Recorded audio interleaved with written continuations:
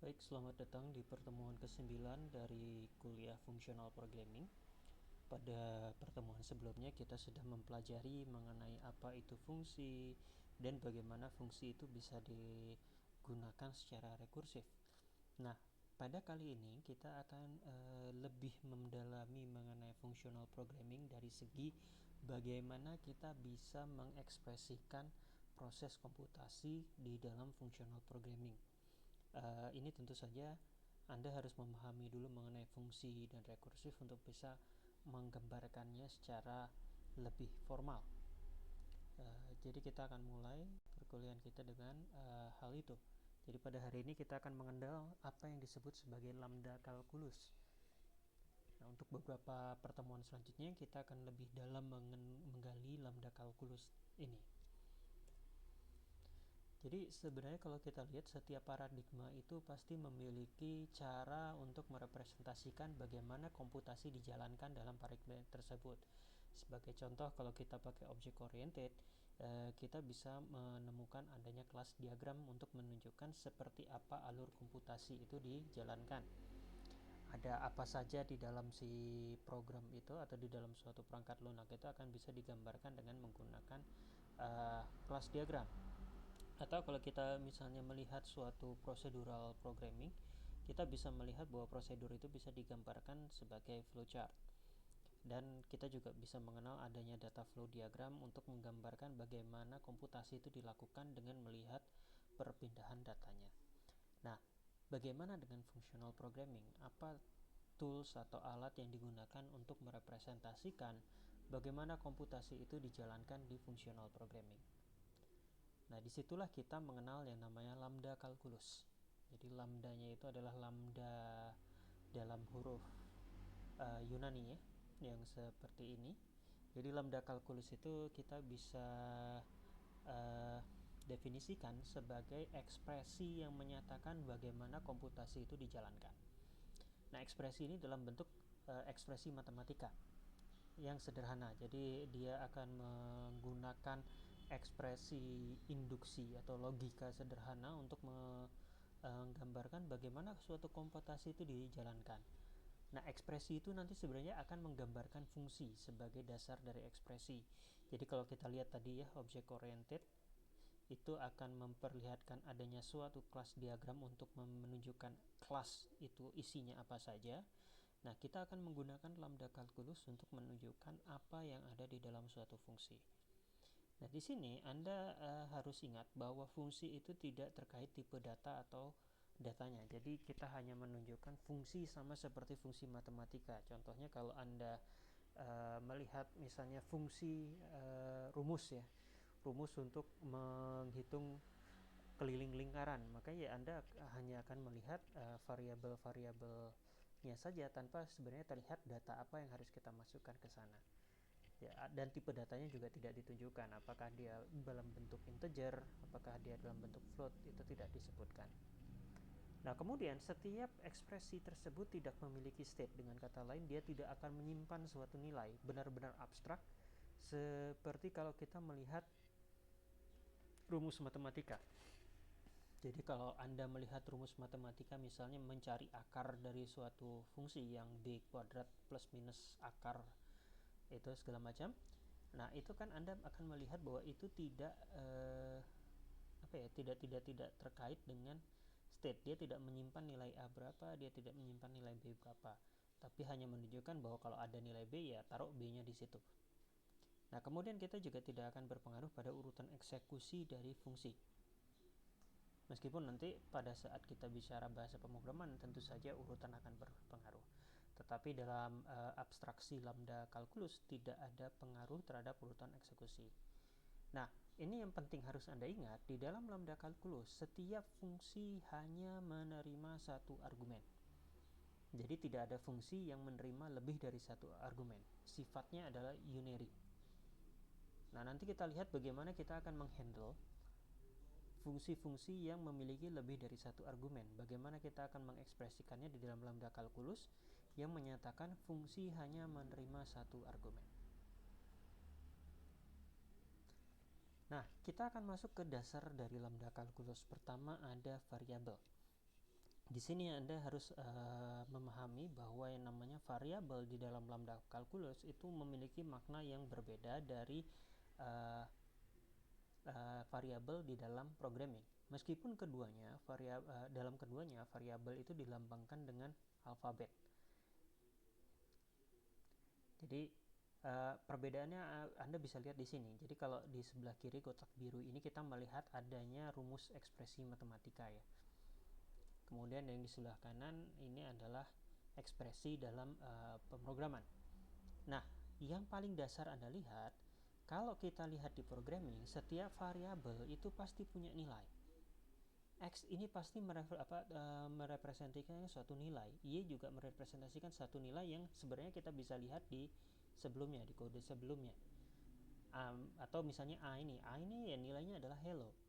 Jadi pasti variabel di dalam pemrograman itu kita sebut sebagai tempat untuk nilai. Jadi pasti ada nilainya. Jadi wadah untuk nilai.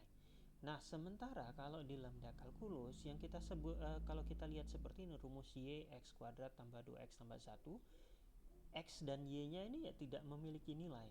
Karena yang nilai x itu berapa tidak penting, karena yang penting bagi kita adalah rumus ini. Bahwa ada rumus kurva x kuadrat tambah 2x tambah 1. X ini bisa berapapun, kita tidak perlu melihat nilai x di sebelumnya berapa atau di setelahnya berapa. Nah, jadi di sini bukan di variabel dalam lambda kalkulus bukan berarti dia menjadi tempat untuk menaruh nilai. Maksudnya mungkin dia hanya menjadi suatu tempat yang dimana kita bisa bilang di sini tempat Anda menaruh nilai berapapun nilai Anda. Sementara kalau di programming kita akan punya variabel x, itu jelas adalah suatu kayak istilahnya kotak di mana kita bisa yang pasti ada isinya. Nah, itu yang harus Anda ingat. Jadi membedakan variabel di dalam lambda kalkulus dengan programming yang harus Anda lihat adalah apakah di dalam variabel tersebut ada nilai atau tidak. Kalau di dalam programming jelas ada nilainya, tidak ada variabel yang tidak bernilai. Pasti nanti suatu saat akan diisi nilai. Sementara kalau di lambda kalkulus tidak ada nilainya. Dia hanya petunjuk bahwa nanti kalau punya nilai ya taruh di sini. Nah, kemudian variabel itu memiliki dua jenis. Ada yang disebut sebagai untyped dan ada yang disebut sebagai simple type. Jadi yang untyped itu berarti variabel tersebut tidak memiliki tipe data. Ya kalau kita sebut X ya X sajalah, kita tidak peduli dengan tipe data dari si X tersebut. Sementara ada yang kita sebut simple type. Jadi kita akan memberikan tipe data secara sederhana. Nah, nanti tipe data ini sebenarnya lebih ke batasan apa yang bisa Anda berikan terhadap variabel tersebut. Contoh mungkin kalau binary, maka nanti akan diekspresikan sebagai batasannya adalah nilai 0 atau 1. Jadi nilai X itu, jadi kalau nanti kurang lebih akan dinyatakan seperti ini. Kalau X itu boolean, maka akan dinyatakan X itu adalah suatu himpunan yang terdiri atas 0 atau 1. Jadi dia hanya bisa seperti itu saja. Jadi bukan tipe data yang seperti ada di bahasa pemrograman. Meskipun nanti pada saat kita melakukan ekspresi lambda kalkulus yang khusus untuk satu bahasa pemrograman, mungkin kita bisa menggunakan tipe data yang ada di dalam bahasa pemrograman tersebut sesuai dengan apa yang sudah kita pahami sebelumnya, yang kita pelajari ya di pertemuan sebelumnya. Nah, dasar lainnya yang harus Anda ingat bahwa lambda kalkulus itu memiliki dua jenis bukan disebut operasi, tapi disebut sebagai dua jenis ekspresi, yaitu application dan abstraction. Jadi application itu adalah ekspresi yang kita gunakan untuk menyatakan bahwa suatu fungsi itu mulai digunakan dalam komputasi atau dipanggil. Jadi kalau kita mau memanggil aplikasi suatu fungsi dalam lambda kalkulus, kita akan menggunakan ekspresi application. Nah, sementara kalau abstraction itu adalah ekspresi yang menyatakan pembentukan suatu fungsi.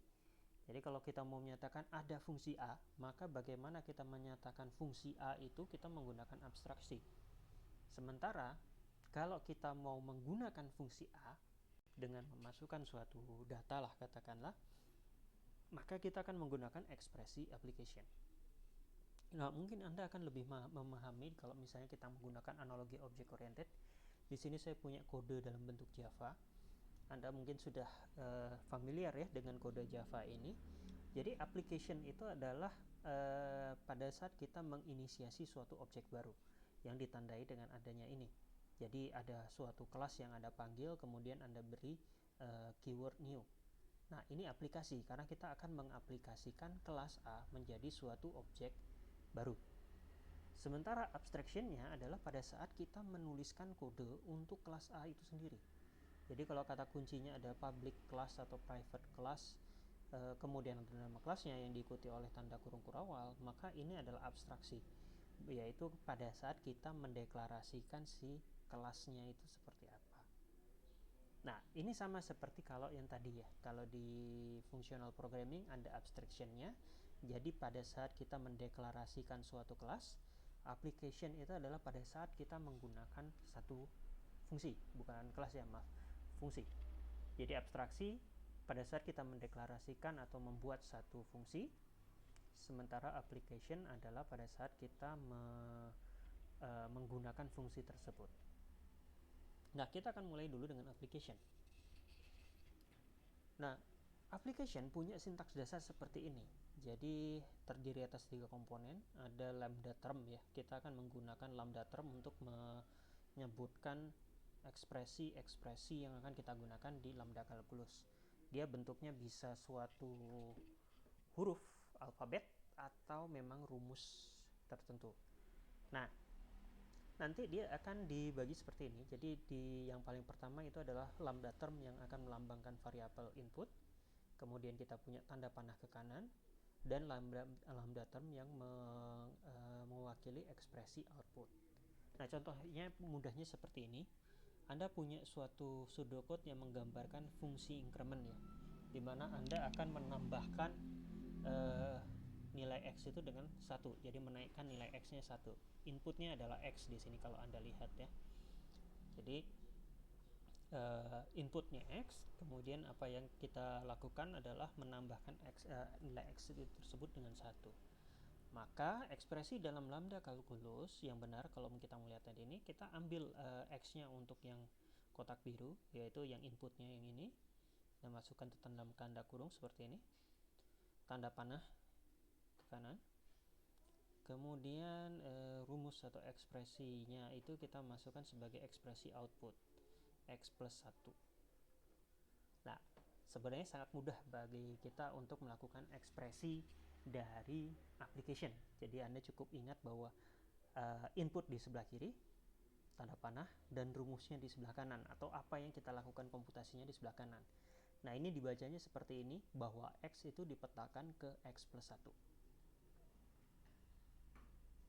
Jadi itu untuk dasar lambda calculus. Jadi bukanlah suatu ekspresi yang sulit ya. Yang Anda perlu inginkan adalah inputnya dipetakan ke outputnya, bergantung fungsinya apa. Nah, kemudian Anda ingat bahwa tadi sudah disebutkan bahwa lambda calculus itu sifatnya unary. Dia hanya bisa menerima satu argumen atau input. Nah, tapi kemarin kita sudah pada saat kita belajar fungsi dan rekursi, kita sering menemukan fungsi-fungsi yang memiliki lebih dari satu input. Contohnya ini ya, untuk menambahkan. Ini kan adalah fungsi untuk menambahkan 2 input. X ditambah Y, inputnya ada X dan Y. Bagaimana kita bisa mengekspresikan ini, si kode ini, sementara kita hanya boleh mengekspresikan dalam satu argumen. Nah, kalau kita lihat yang atas, ini adalah bentuk yang salah. Meskipun sebenarnya kita mengikuti sintaks yang benar tadi ya. Jadi input kita taruh di sebelah kiri, tanda panah, petakan ke X plus Y. Secara sintaks matematisnya, ekspresi matematisnya tidak salah. Tetapi kalau kita bicara ekspresi lambda calculus, ini salah karena kita punya 2 argumen di sini. Nah, supaya ini bisa mengikuti aturan lambda calculus, kita harus memisahkan kedua argumen ini ke dalam 2 kali pemanggilan fungsi. Jadi Y yang kita seperti memisahkan bahwa kita manggil 2 kali fungsi X plus Y ini. Yang pertama kita masukkan Y, yang kedua hasil dari pemanggilan fungsi itu akan kita masukkan X. Jadi ekspresinya akan menjadi seperti ini. Jadi kita X-nya dipetakan, kemudian dalam tanda kurung ini adalah pemanggilan kedua atau pemanggilan pertamanya. Y menjadi X plus Y. Jadi kalau diartikan dalam bahasa sehari-hari, kita bisa menyatakan bahwa X dipetakan ke hasil dari pemetaan Y ke X plus Y. Jadi kita tambahkan dulu Y ke X plus Y. Kemudian hasilnya akan kita gunakan untuk kita petakan X ke dalamnya. Jadi di sini sebenarnya ada 2 kali pemanggilan fungsi. Nah, untuk selanjutnya kita bicara abstraksi. Nah, berbeda dengan aplikasi itu sifatnya untyped ya. Jadi tidak peduli bahwa variabelnya punya type atau tidak. Ekspresi application akan selalu untyped. Sementara kalau abstraction, kita punya abstraksi yang berbeda tergantung apakah variabelnya untyped atau simple type. Nah, meskipun perbedaannya akan sangat sedikit. Oke, ini adalah sintaks dasar untuk yang untyped abstraction. Anda bisa lihat untuk membuat suatu fungsi dalam lambda kalkulus, pertama Anda akan menggunakan simbol lambda ini. Kemudian di sini adalah variabel yang Anda gunakan sebagai variabel input atau argumen. Ada tanda titik sebagai pemisah. Kemudian Anda punya lambda term untuk proses atau outputnya. Jadi bentuk ekspresi matematikanya sebenarnya sangat sederhana. Lambda, input variable, titik, dan ekspresi lambda.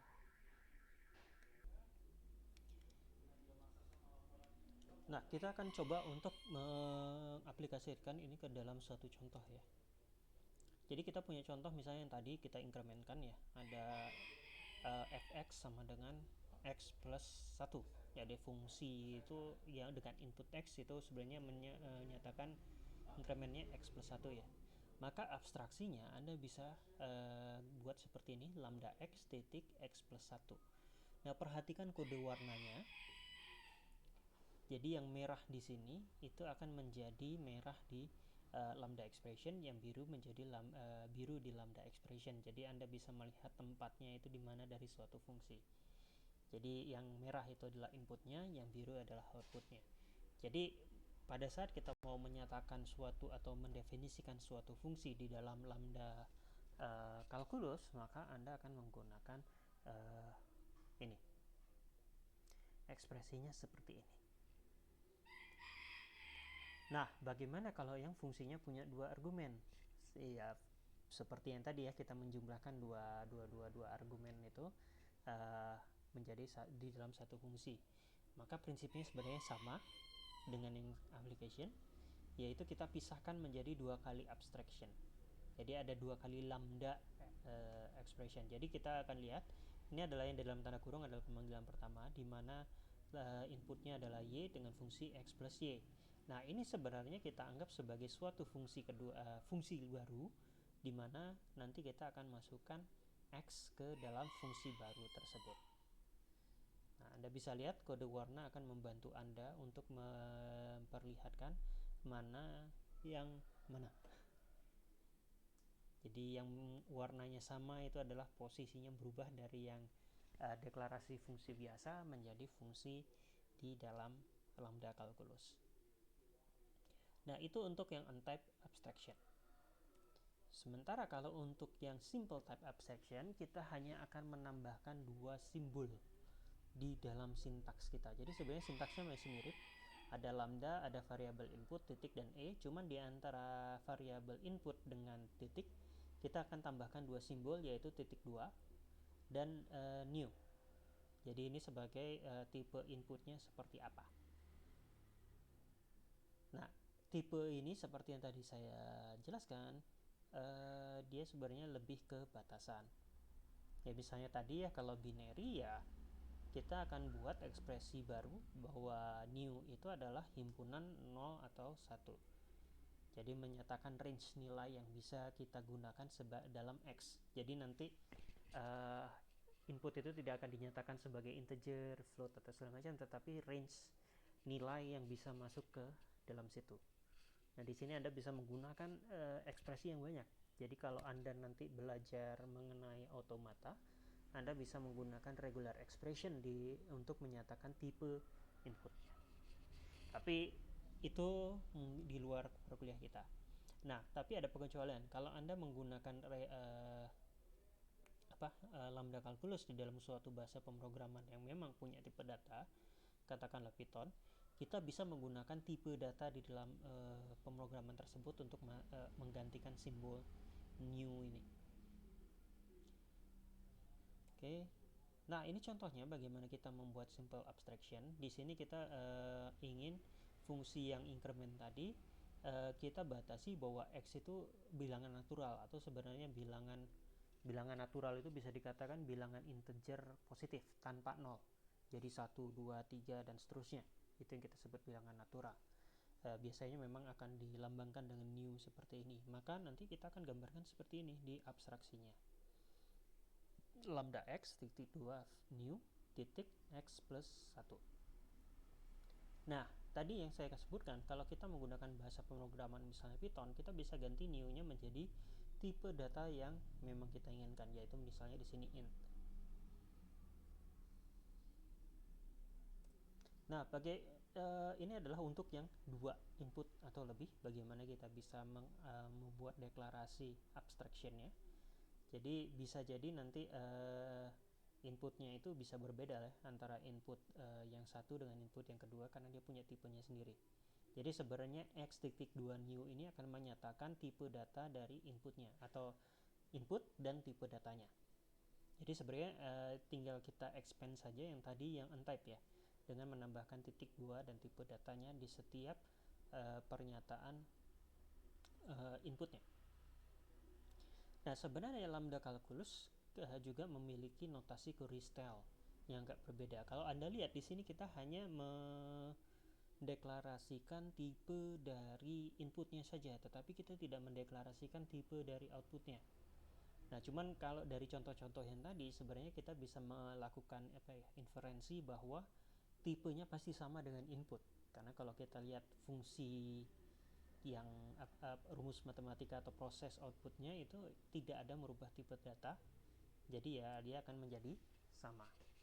Tapi kalau misalnya beda, kita bisa menggunakan notasi query style yang bisa digunakan untuk menyatakan tipe luarannya juga. Jadi sebenarnya yang tadi yang untype tadi kita masukkan ke dalam tanda kurung, setelahnya kita kasih titik 2. Nah, baru di sini kita lakukan pemetaan tipe data. Jadi di sini sebelah kiri ini, jadi sebelah kiri tanda panah ada new pertama, ini menyatakan tipe data input.